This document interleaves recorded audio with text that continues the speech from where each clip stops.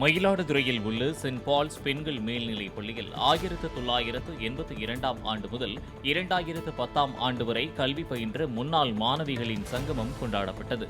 இந்த விழாவில் சினிமா பாடலுக்கு குத்தாட்டம் போட்டு முன்னாள் மாணவிகள் நடனமாடினர். தொடர்ந்து விளையாட்டுப் போட்டிகளில் ஆர்வமுடன் பங்கேற்று ஒருநாள் குடும்ப வாழ்க்கையை மறந்து குதூகலமடைந்தனர். ஒருவருக்கொருவர் நட்பை பரிமாறிக்கொண்டும் செல்ஃபி எடுத்தும் மகிழ்ச்சியை பகிர்ந்தனர்.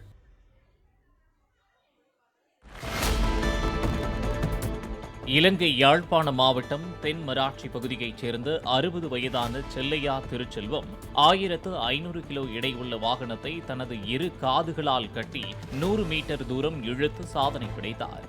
அவரை அப்பகுதி மக்கள் பாராட்டி கௌரவித்தனர்.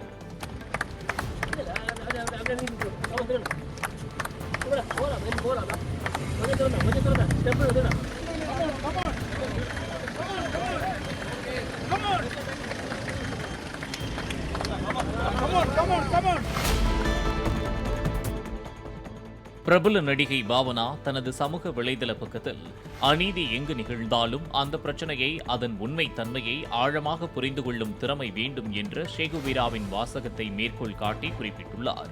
கேரளாவில் மலையாள திரைத்துறையில் நடிகைகளுக்கு பாலியல் நெருக்கடிகள் குறித்த ஹேமா கமிட்டியின் அறிக்கை வெளியாகியுள்ள சூழலில் நடிகை பாவனாவின் பதிவை கேரள மாநில CITU தனது சமூக வலைதள பக்கத்தில் பகிர்ந்துள்ளது.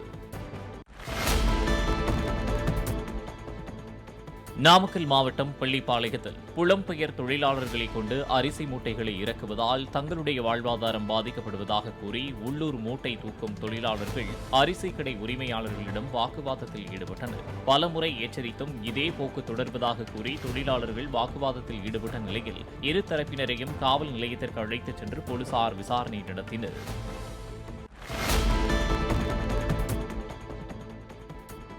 திருவண்ணாமலைக்கு வரும் பக்தர்கள் வசதிக்காக கிரிவல பாதையில் 64 கோடி ரூபாய் மதிப்பில் நடைபாதை அமைக்கப்பட்டு வருகிறது. 70% பணிகள் நிறைவடைந்துள்ள நிலையில் பக்தர்கள் நடைபாதையில் நடக்காமல் சாலைகளில் நடந்து செல்வதால் உள்ளூர் மக்களும் வாகன ஓட்டிகளும் பெரும் அவதிக்கு ஆளாவதாக கூறப்படுகிறது. வெளியூரில் இருந்து வருபவர்கள் தங்களது வாகனங்களை குடியிருப்பு பகுதிகளில் ஆங்காங்கே நிறுத்திவிட்டு செல்வதாகவும் உள்ளூர் மக்கள் புகார் தெரிவித்தனர்.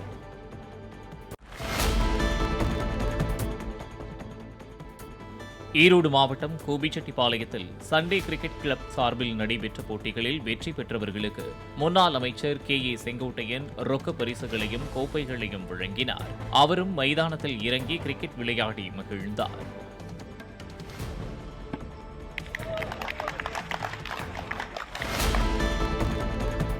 சென்னை வண்டலூரில் உள்ள உயிரியல் பூங்காவில் புதிய நீர் யானை குட்டி பிறந்துள்ளது.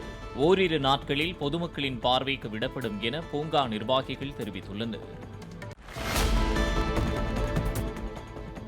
திருத்தணி அருகே பூனிமாங்காடு கிராமத்தில் 60 வயதான ஜெகதாம்பாள் தனியாக வசித்து வரும் நிலையில் அவரது பெயரில் உள்ள 1 ஏக்கர் விவசாய நிலத்தை தனது பெயருக்கு எழுதி தருமாறு மருமகள் ஜான்சி ராணி கேட்டதாகவும் அதற்கு அவர் மறுத்து வந்ததாகவும் கூறப்படுகிறது.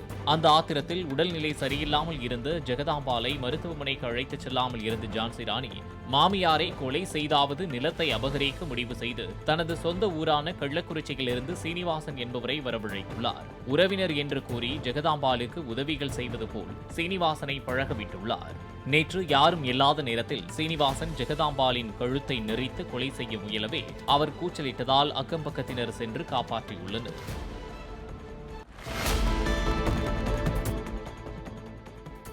திருப்பூரை அடுத்த ஊத்துக்குழியில் இருந்து படியூர் நோக்கி பைக்கில் சென்ற 19 வயதான அரசு கல்லூரி மாணவர் நவீன்குமார் என்பவர் இரட்டை கிணறு அருகே கவனக்குறைவாக சாலையை கடக்க முயன்றபோது ரமேஷ் என்பவரது பைக்கில் மோதி கீழே விழுந்து படுகாயமடைந்தார்.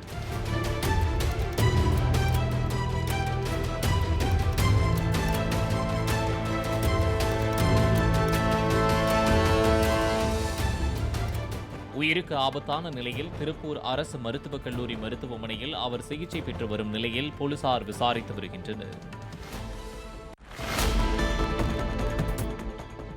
வேலூர் மாவட்டம் டிகேபுரம் பாலாற்றில் நண்பர்களுடன் குளிக்கச் சென்ற யுவராஜ் என்ற இளைஞர் நீரில் மூழ்கி உயிரிழந்த நிலையில் மணல் கொள்ளையால் தான் உயிரிழப்புகள் ஏற்படுவதாக கூறி மணல் லாரி ஒன்றின் கண்ணாடியை அப்பகுதி மக்கள் அடித்து உடைத்தனர். பாலாற்றில் ஆங்காங்கே அளவுக்கு அதிகமாக மணல் தோண்டப்பட்டு அதனால் ஏற்பட்ட ஆழமான பள்ளங்களால் இதுவரை 3 பேர் உயிரிழந்திருப்பதாக அவர்கள் குற்றம் சாட்டி வாக்குவாதம் செய்தனர்.